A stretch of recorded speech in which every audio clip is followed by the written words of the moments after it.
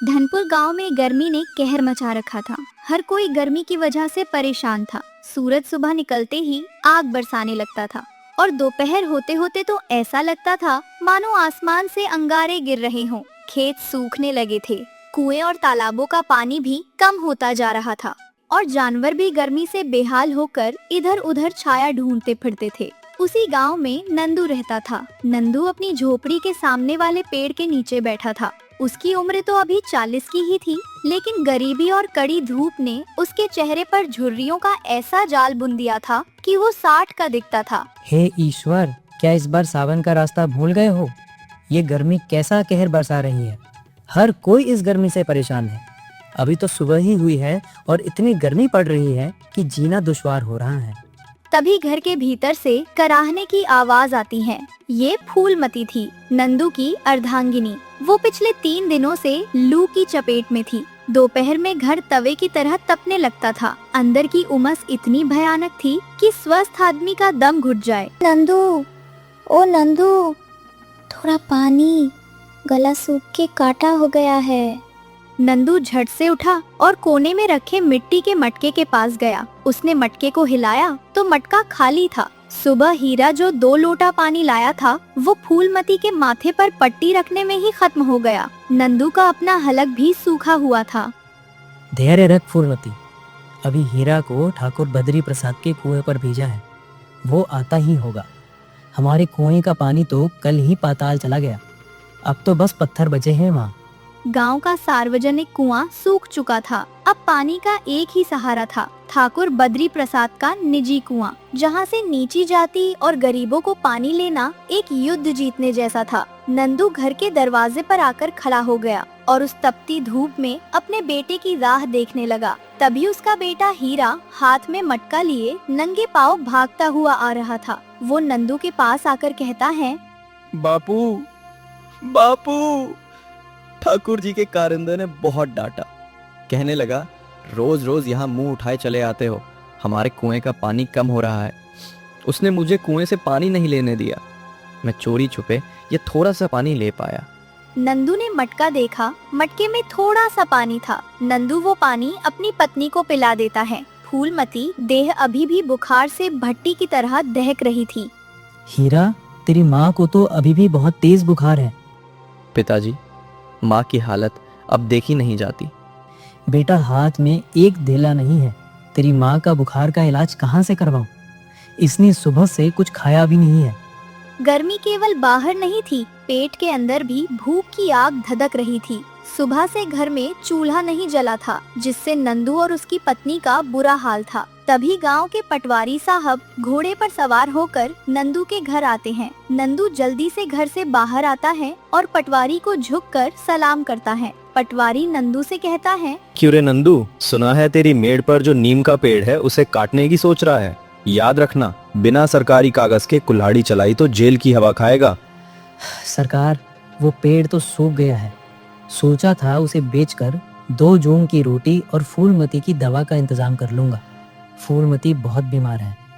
पेड़ सूखा है या नहीं ये हम तय करेंगे। फिलहाल तो तू ये देख कि लगान का समय आ रहा है। ये गर्मी तो अभी शुरू हुई है नंदू, असली तपिश तो जब होगी जब तू लगान देगा। पटवारी इतना कहकर अपने घोड़े को लेकर तेजी से निकल जाता है। नंदू वहीं खड़ा उससे देखता रह जाता है। नंदू को लगा कि ये गर्मी सिर्फ सूरज की नहीं है, ये उन लोगों की भी है जिनके पास सत्ता और पैसा है। वे सूरज से भी ज्यादा बेरहमी से गरीबों का खून सुखाते हैं। नंदू घर के अंदर जाता है। वो फूलमती के माथे पर हाथ रखता है तो देखता है कि वो बेहोश हो चुकी थी। अरे, ये तो फूलमती बेहोश हो चुकी है। मुझे कैसे भी करके जल्दी से जल्दी कहीं से पैसों का इंतजाम करना होगा, वरना इसकी हालत और ज्यादा खराब हो सकती है। नंदू जल्दी से और एक बार फिर ठाकुर बद्री प्रसाद की हवेली की ओर चल पड़ता है। नंदू को पता था कि वहां जाना अपनी गर्दन फंदे में डालने जैसा है, पर फूलमती की उखड़ती सांसें उसे रोक नहीं पा रही थीं। नंदू बद्री प्रसाद की हवेली पर पहुंच जाता है। नंदू को अपने घर पर देख ठाकुर बद्री प्रसाद कहता है, क्यों रे नंदू, इस तपती दोपहरी में यहाँ कैसे भटका रहा है? तुझे तो इस वक्त अपने उस सूखे खेत में कुदाल चलानी चाहिए थी, ताकि अगली फसल के लिए जमीन तैयार हो सके। महाराज, खेत तो जलकर राख हो गया, धरती ऐसी फटी है जैसे किसी का कलीजा। पर मैं यहाँ खेत के लिए नहीं आया। फूलमती की जान संकट में है। 3 दिन से बुखार नहीं उतरा। लू लग गई है उसे। लू लग गई है तो प्याज रगड़, मिट्टी का लेप लगा। यहाँ क्यों आया है? क्या मैं कोई हकीम हूँ? नहीं महाराज, आप तो हमारे अन्नदाता हैं। वैद्य जी कहते हैं कि बिना 5 रुपयों के वो हाथ नहीं लगाएंगे, और घर में एक धेला नहीं है। महाराज, 5 रुपए उधार दे दें तो फूलमती बच जाएगी। मैं आपकी अगली 2 फसलें आपके खलिहान में डाल दूंगा। 5 रुपए उस जमाने में एक गरीब किसान के लिए पहाड़ जैसे थे। ठाकुर जानते थे कि नंदू पहले से ही कर्ज के बोझ तले दबा हुआ है। वो नंदू से कहने लगा, नंदू, तू पुराना असामी है, इसलिए मना नहीं करूंगा। पर देख, जेठ का महीना है, रिस्क बहुत है। रुपया पैसा तो पेड़ पर नहीं उगता। अगर मैं तुझे 5 रुपए देता हूँ तो तुझे बदले में कुछ तो करना होगा। मेरा पिछला पिछड़ा हुआ बाग देखा है तूने? वहां पत्थर और कंकर भरे पड़े हैं। कल से तू और तेरा छोकरा हीरा वहां काम करोगे। और हाँ, जब तक रुपया वसूल नहीं होता, ब्याज हर महीने 1 आना प्रति रुपया लगेगा। महाराज, 1 आना ब्याज? ये तो बहुत ज्यादा है, और हम इस धूप में काम कैसे करेंगे? तो फिर जा, किसी और से मांग ले। जब फूलमती की मिट्टी उठेगी तब अक्ल ठिकाने आएगी। यहाँ खैरात नहीं बट रही है।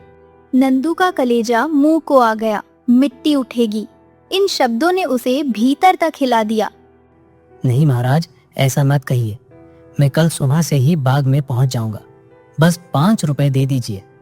ठाकुर ने मुस्कुराते हुए कोठरी के अंदर से 5 चांदी के सिक्के निकाले और दूर से ही नंदू की ओर फेंक दिए, जैसे किसी अछूत जानवर को रोटी डाली जाती है। नंदू सिक्के उठाए और घर की तरफ चल पड़ा। रास्ते में उसे पंसारी की दुकान दिखी। उसने सोचा कि बीमार पत्नी के लिए थोड़ा सा गुड़ और हीरा के लिए 2 आने के भुने हुए चने ले ले। जैसे ही नंदू ने सिक्का पंसारी को दिया, वो सिक्के को देखकर कहने लगा, नंदू, ये सिक्का तो घिसा हुआ है, इसके बदले पूरा सामान नहीं मिलेगा। और हाँ, गुड़ के दाम बढ़ गए, गर्मी के कारण माल कम आ रहा है। साहब, ये ठाकुर जी के यहाँ से लाया हूँ, थोड़ा रहम कीजिए। पंसारी ने आधा अधूरा सामान उठाया और नंदू को दे दिया। नंदू जब घर पहुंचा तो उसकी हालत खुद भी एक बीमार जैसी थी। उसका सिर चकरा रहा था और पांव लड़खड़ा रहे थे। घर के पास पहुंचते ही उसने देखा कि हीरा दरवाजे पर बैठा रो रहा था। क्या हुआ बेटा, माँ कैसी है? बापू, माँ बोल नहीं रही। मैंने उसे पानी पिलाने की कोशिश की, पर उसने मुंह नहीं खोला। नंदू पागलों की तरह अंदर भागा। फूलमती का शरीर पीला पड़ चुका था और उसकी सांसें बहुत धीमी चल रही थी। उसने जल्दी से गुड़ का शरबत बनाया और फूलमती के मुंह में डाला। फूलमती ने थोड़ी सी हलचल की, पर उसकी आंखें नहीं खुली। तभी गांव के हकीम रामलाल वहां पहुंचे। उन्होंने फूलमती की नब्ज पकड़ी और ठंडी आह भरी। नंदू, बहुत देर कर दी। इसे सिर्फ दवा नहीं, अच्छी खुराक और ठंडी जगह की जरूरत है। इस झोपड़ी में तो इंसान क्या, परिंदा भी दम तोड़ दे। और हाँ, ये दवाइयाँ लिख रहा हूँ, लाकर खिला देना। रात भर इसके माथे पर गीली पट्टी रखना। हकीम चले गए। रात का अंधेरा घिर आया था, पर गर्मी वैसी ही थी। नंदू पूरी रात पंखा झलता रहा। उसके हाथ थक जाते, पर फूलमती की तकलीफ देखकर उनमें फिर से जान आ जाती। उसे याद आया कि कल सुबह उसे ठाकुर के बाग के में जाना है। उसकी अपनी देह में सामर्थ्य नहीं था, पर गरीबी ने उसे एक मशीन बना दिया था। ऐसी मशीन जो सिर्फ दूसरों के इशारों पर चलती थी। सुबह होते ही नंदू अपने बेटे से कहने लगता है, उठ बेटा, सूरज निकलने से पहले हमें बाग पहुंच जाना है। धूप चढ़ गई तो काम नहीं कर पाएंगे। बापू, क्या मुझे भी चलना होगा? माँ का ख्याल कौन रखेगा? ठाकुर साहब का हुक्म नहीं बेटा, और माँ के पास पड़ोस की काकी को बोल आया हूँ। वो 1-2 बार देख जाएगी। चल, हिम्मत कर। बाप बेटा अपनी लोहे की कुदाल लेकर निकल पड़े। गांव के बाहर ठाकुर का वो बाग था, जिसे बाग कहना हरियाली का अपमान था। वो बंजर जमीन का एक टुकड़ा था। ठाकुर जी चाहते थे कि यहाँ की खुदाई हो जाए, ताकि आने वाले सालों में यहाँ आम के पौधे रोपे जा सकें। नंदू ने पहली कुदाल जमीन पर मारी। तन, एक तीखी आवाज हुई और लोहे की कुदाल पत्थर से टकराकर वापस लौट आई। नंदू के हाथों में झंझनाहट हुई। ये मिट्टी नहीं है हीरा, ये तो पत्थर का सीना है। यहाँ हल नहीं चल सकता, यहाँ तो बस जान ही खप सकती है। 2 घंटे बीतते बीतते सूरज आसमान के बीचों बीच आ गया। जेठ की धूप अपनी पूरी ताकत के साथ धरती पर उतर आई थी। नंदू की कमीज पसीने से भीगकर शरीर से चिपक गई थी। हीरा अपने पिता से कहने लगा, बापू, गला सूख रहा है, अब और रुका नहीं जाता। क्या मैं पास वाले कुएं से पानी ले आऊं? नहीं बेटा, वो ठाकुर का कुआं है। कल देखा था ना उन्होंने कैसे दुत्कारा था। थोड़ी देर और रुक जा, जब गांव का चरवाहा मवेशियों को लेकर तालाब पर जाएगा तो हम भी वहीं पी लेंगे। दोपहर के 2 बजे लू और भी प्रचंड हो गई। ऐसा लगता था मानो हवा में किसी ने मिर्च झोंक दी हो। नंदू का सिर चकराने लगा। उसे अपनी आंखों के सामने काले धब्बे दिखाई देने लगे। नंदू थोड़ी देर के लिए पेड़ की छांव में जाकर बैठ गया। वो बैठा ही था कि उतने में ठाकुर आ गया। वो गुस्से नंदू से कहने लगा, क्यों रे नंदू, ये क्या तमाशा है? बैठ क्यों गया? अभी तो आधा बाग भी साफ नहीं हुआ। दोपहर ढल रही है और तेरी सुस्ती बढ़ रही है। महाराज, बहुत तेज चक्कर आ रहे थे इसलिए बैठ गया। थोड़ा दम ले लूं फिर शुरू करता हूँ। दम लेना है तो रात को लेना। यहाँ काम करने के पैसे दिए हैं, बैठने के नहीं। और तेरा ये छोकरा क्या कर रहा है? इसे कह कि झाड़ियों की जड़ें खोदे। अगर शाम तक ये कोना साफ नहीं हुआ तो फिर देखना मैं क्या करता हूँ। ठाकुर ये कहकर आगे बढ़ गया। नंदू ने किसी तरह हिम्मत जुटाई और फिर से कुदाल उठाई। दर्द की एक लहर उसके पूरे शरीर में दौड़ गई, पर भूख और कर्ज का दर्द उस जिस्मानी दर्द से कहीं बड़ा था। दोनों बाप बैठे धूप में काम करते रहे और शाम को जब वे घर लौटे तो घर के बाहर सन्नाटा था। नंदू का दिल डूबने लगा। जब उसने दरवाजा खोला तो देखा कि फूलमती जमीन पर पड़ी है और पड़ोस की काकी उसके मुंह में पानी की बूंदें टपका रही है। नंदू, ये तो बहुत कमजोर हो गई है। हकीम ने कहा था कि इसे फल का रस देना, पर यहाँ तो सूखी रोटियां भी मयस्सर नहीं है। ऐसे में फल का रस कहाँ से लाएं? नंदू ने काकी की बात का कोई जवाब नहीं दिया। अपनी पत्नी की हालत देखकर वो रोना चाहता था, लेकिन उसकी आंखों से आंसू नहीं निकल रहे थे, क्योंकि शरीर का सारा पानी तो पसीने बनकर बह चुका था। पानी जो जीवन का पर्याय है, अब गांव में सोने से भी महंगा हो चला था।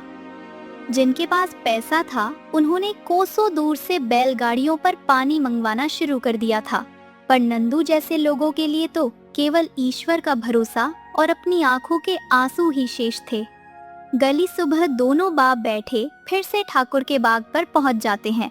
काम करते करते हीरा का गला प्यास से सूख चुका था। वो अपने पिता से कहने लगा, बापू, अब सहा नहीं जाता। ऐसा लग रहा है जैसे पेट के अंदर आग जल रही है। क्या हम ठाकुर के उस ठंडे घड़े से एक घूंट भी नहीं ले सकते? नहीं बेटा, उस घड़े पर उनका धर्म बैठा है। हम गरीब हैं और गरीब की प्यास अपवित्र होती है। रुक, मैं जरा देखता हूँ कि कहीं कोई राहगीर पानी पिलाने वाला मिल जाए। तभी सड़क पर एक बैलगाड़ी आती दिखाई दी। उस पर पानी के बड़े बड़े मटके लदे थे। बैलगाड़ी हाँकने वाला गांव का ही भगत था। नंदू भगत के पास जाता है और उससे कहता है, भगत भाई, जरा एक लोटा जल देना, इस मासूम की जान निकली जा रही है। नंदू भाई, मैं तो दे दूं, पर ये मटके जमींदार साहब की हवेली के हैं। अगर एक बूंद भी पानी कम हुआ तो मेरी मजदूरी काट लेंगे। और फिर तुम्हें पता है ना कि ठाकुर बद्री प्रसाद ने साफ मना किया है कि उनके किसी भी सामान को बिरादरी के बाहर का कोई व्यक्ति हाथ न लगा। भगत, तू भी तो इंसान है। देख, इस बच्चे के होंठ सफेद पड़ गए हैं। धर्म बड़ा है या किसी की जान? भगत का मन पसीज गया।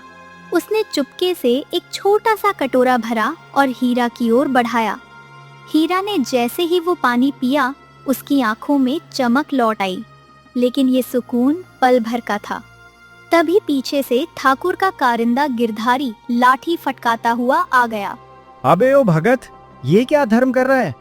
जमींदार साहब का पानी इस अछूत को पिला रहा है, और तू नंदू काम चोरी करने के लिए यहाँ खड़ा है। गिरधारी, तूने पानी फेंका है, किसी का खून बहाने जैसा पाप किया है। क्या तेरा भगवान इतना निर्दयी है कि प्यासे को पानी देने से नाराज हो जाएगा? ज्यादा जुबान मत चला नंदू, वरना इसी लाठी से तेरा सिर फोड़ दूंगा। जा अपना काम कर, और आज की तेरी दोपहर की छुट्टी रद्द की जाती है। अब तू यहीं धूप में मरे। नंदू निढाल होकर जमीन पर बैठ गया। अपमान की आग जेठ की धूप से भी ज्यादा तेज थी। दोपहर हुई तो गांव में कोहराम मच गया। खबर आई कि तालाब के पास जो थोड़ा बहुत पानी बचा था उस पर जमींदार ने कब्जा कर लिया है और अब वे किसी और को वहां फटकने नहीं दे रहे। गांव के मवेशी प्यास से तड़प तड़प कर मरने लगे थे। नंदू घर पहुंचा तो देखा कि फूलमती की हालत और भी बिगड़ गई है। फूलमती हिम्मत करके नंदू से कहती हैं, नंदू, वो देखो, गंगा मैया बुला रही हैं। कितना ठंडा जल है, मुझे नहला दो, बहुत गर्मी लग रही है। नंदू ने एक कपड़े को मटके के उस कीचड़ नुमा पानी में भिगोया और फूलमती के शरीर पर फेरने लगा। उसे लग रहा था जैसे वो अपनी पत्नी को नहीं बल्कि जलती हुई लकड़ी को ठंडा करने की कोशिश कर रहा है। उसकी अपनी देह में अब जान नहीं थी। सुबह से उसने दाने का एक टुकड़ा तक नहीं चखा था। तभी उसे याद आया कि उसके पास ठाकुर के दिए हुए वे 5 सिक्के हैं। उसने सोचा कि शायद गांव के दूसरे कोने में जो मंगू रहता है उसके पास कुछ खाने को मिल जाए जिसे फूलमती को दिया जा सके। वो लड़खड़ाते कदमों से बाहर निकला। गांव की गलियों में सन्नाटा था। लोग घरों के अंदर दुबके हुए थे, जैसे बाहर काल घूम रहा हो। मंगू के घर पहुंचा तो पता चला कि उसने अपनी दुकान बंद कर दी है। वो अब केवल खास लोगों को ही सामान दे रहा था। नंदू ने बहुत मिन्नतें की, पैसे दिखाने चाहे, पर मंगू ने दरवाजा नहीं खोला। वो निराश होकर घर लौट गया। घर जाकर उसने देखा कि उसके बेटे हीरा का हाल बुरा था। बापू, प्यास, छाती में जलन हो रही है, जैसे किसी ने जलता हुआ कोयला अंदर रख दिया हो।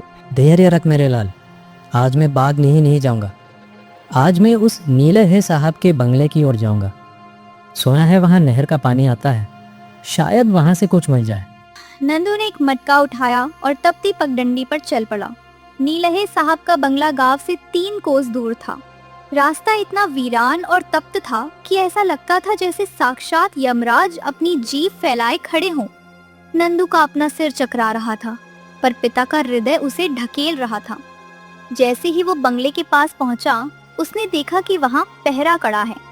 नंदू पहरेदार से कहने लगा, भैया, एक मटका पानी दे दो, घर में बेटा प्यास से दम तोड़ रहा है। हट यहाँ से, साहब का हुक्म है कि कोई भी देहाती अंदर ना आए।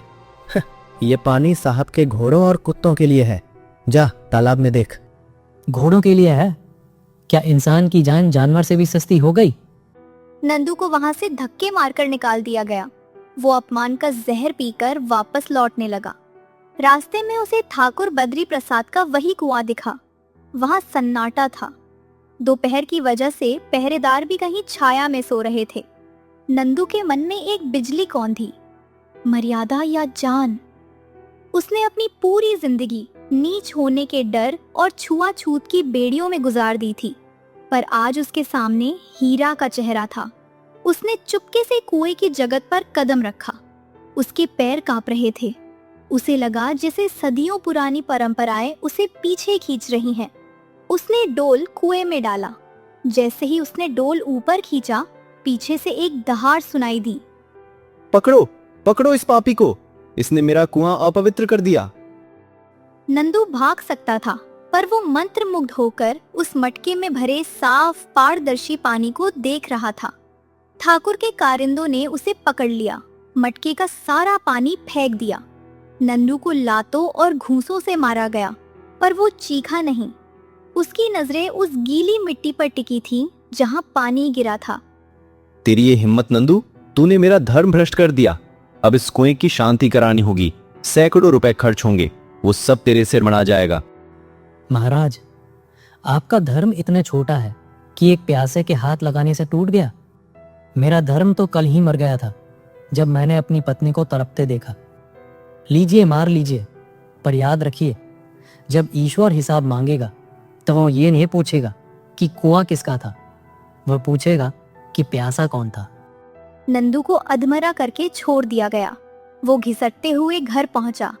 जब वो घर के पास पहुंचा तो उसने देखा कि हीरा बदहवास होकर जमीन पर पड़ा है।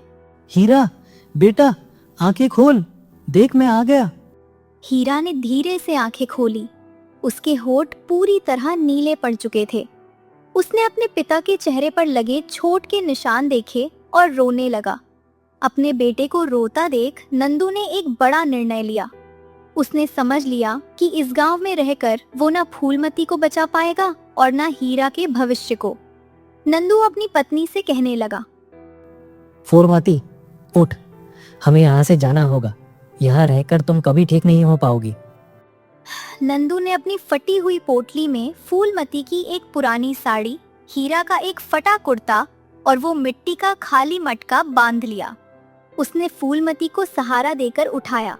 फूलमती का शरीर इतना हल्का हो गया था मानो वो केवल हड्डियों का एक ढांचा मात्र रह गई हो। हिम्मत कर फूलमती, बस थोड़ा दूर। गांव की सीमा पार कर ली तो फिर कोई हमें अछूत कहकर पानी के लिए नहीं मारेगा। शहर में सुना है कि बड़े बड़े नल लगे हैं जहां सबको पानी मिलता है। नंदू, क्या हम फिर कभी वापस नहीं आएंगे? मेरा मायका, ये खेत सब छूट जाएगा। जो धरती अपने बच्चों को पानी की एक बूंद न दे सकी, वो माँ नहीं हो सकती। चल हीरा। तीनों अंधेरे में साए की तरह गांव की गलियों से गुजरने लगे।